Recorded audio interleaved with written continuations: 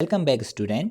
जैसे कि हमने अपने लास्ट लेक्चर में सेलेक्ट टैग के बारे में जाना था और इस बार हम सीखेंगे टेक्स्ट एरिया के बारे में। आइए पहले जानते हैं ये टेक्स्ट एरिया दिखता कैसा है या होता क्या है।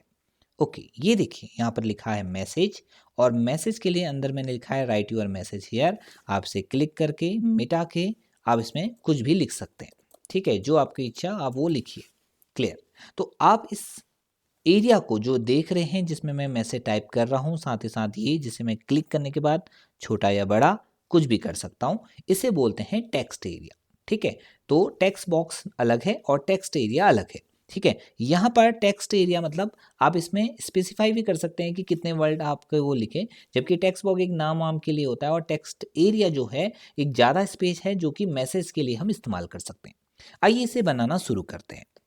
इसके लिए सबसे पहले आप वही सबलाइन टेक्स्ट को लिए, आपको इस प्लेन टेक्स्ट जो साइड में लिखा रहा है इसमें क्लिक करना है और इसे HTML में बदल जाना है। HTML बदलने के लिए आप व्यू में जाके सिंटेक्स में जाके भी HTML बना सकते हैं। अब हम लिखेंगे स्टार्टिंग ऑफ HTML।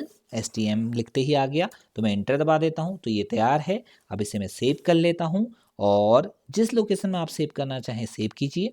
उसके बाद मैं इसका नाम रख देता हूँ इस बार टेक्स्ट एरिया।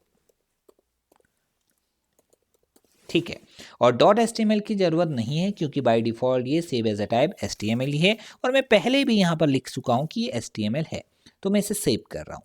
ओके, अब आपको ये टेक्स्ट एरिया वाला वेब पेज दिखाई देने लगा है। मैं इसे खोलता हूँ तो ये बिल्कुल ब्लैंक है क्योंकि मैंने कुछ लिखा नहीं है।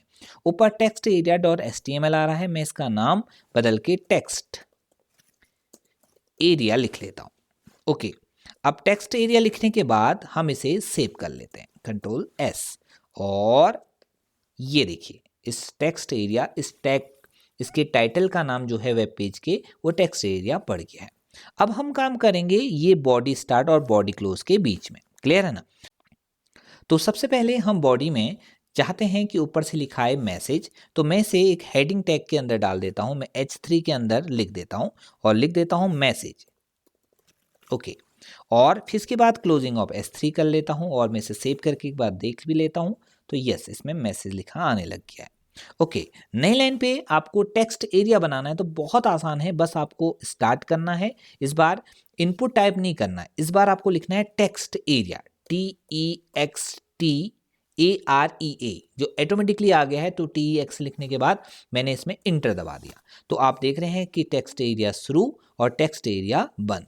ठीक है, तो ये बन गया टेक्स्ट एरिया। अब मैं इसे सेव कर लेता हूँ बस, और आप इसे रिफ्रेश कीजिए तो आप देख रहे होंगे कि यहाँ पर एक जगह बन गई है। मैं इसे थोड़ा सा बड़ा कर लेता हूँ और ये चाहे तो जितना बड़ा करना चाहें या जितना छोटा करना चाहें, जिस शेप का है, तो ये टेक्स्ट एरिया बन गया। अगर मैं इसे रिफ्रेश करता हूँ तो वापस ये छोटा हो जाता है। अगर आप इसमें लिखेंगे तो इसकी लेंथ बढ़ती जाएगी। अब अगर आप चाहते हैं कि ये पहले से ही बड़ा दिखाई दे और सबसे पहले इसके अंदर हम कुछ लिखना भी अगर चाहते हैं, तो इसके अंदर लिखने के लिए तो इस दो टेक्स्ट एरिया शुरू और क्लोज आपको ये जो नज़र आ रहा होगा, ये जब शुरू किया था वहाँ अभी भी ब्लिंक कर रहा है, तो यहाँ पर लिख दीजिए आप write your message here. Okay, और इसे सेव कर लीजिए।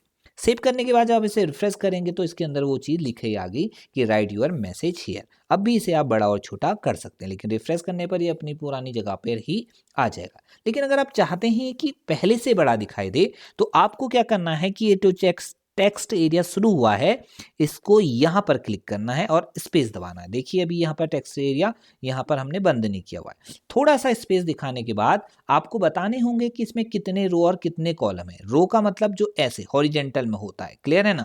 ओके, ये देखिए इस केस में अगर मैं आपको रो समझाऊं तो ये ऐसे ऐसे एक रो, ऐसे फिर दूसरी रो जो ऐसे होंगी। ठीक है, तीसरी यानी कह सकते हैं नीचे को स्पेसिंग जैसा, ये तीसरी रो। और कॉलम की बात करें तो खड़े में ऐसे, ये है कॉलम 1, ऐसी कॉलम 2, ऐसी कॉलम 3, ऐसे करके आप बढ़ते रहेंगे। यानी अगर आप इसकी लेंथ नीचे को बढ़ाना चाहते हैं तो रो का इस्तेमाल कीजिए क्योंकि रो नीचे को बढ़ रही है, और इसे अगर आप चौड़ा करना चाहते हैं यानी राइट की ओर को ले जाना चाहते हैं तो आप कॉलमों को बढ़ा दीजिए। ठीक है, तो फिलहाल मैं इसे हटा लेता हूं। ओके, इसे रिफ्रेश कर लेते हैं। रिफ्रेश करने के बाद ये अपनी पुरानी जगह पर वापस आ जाता है। ओके, अब मैं क्या करता हूँ, यहाँ पर जो टेक्स्ट एरिया है थोड़ा सा मैंने स्पेसिंग दी थी, यहाँ पर मैं लिखता हूँ रोज। ठीक है, ROW लिखते आइए, बस इंटर। तो अब कितनी रो है, आप यहाँ से इसको नीचे को बढ़ाना चाहते हैं ना, तो मैं 20 का स्पेस देता हूँ नीचे, और थोड़ा सा स्पेस देने के बाद अब मैं कॉलम भी बता देता हूँ। तो कॉलम्स को COLS बोलते हैं, तो COL लिखते ही आ गया। अब इधर को मैं कर लेता हूँ इसको 50 करीबन। ओके, अब मैं इसे सेव कर लेता हूँ। ठीक है, तो ये मैंने कोडिंग लिख दी है, टेक्स्ट एरिया की कोडिंग बस इतनी सी है। ठीक है, अब मैं इसे रिफ्रेश करता हूँ तो आप देख रहे हैं कि इसका साइज बढ़ गया है। ठीक है, तो आप रो और कॉलम को एडजस्ट करके इसका साइज जैसा चाहें वैसा कर सकते हैं।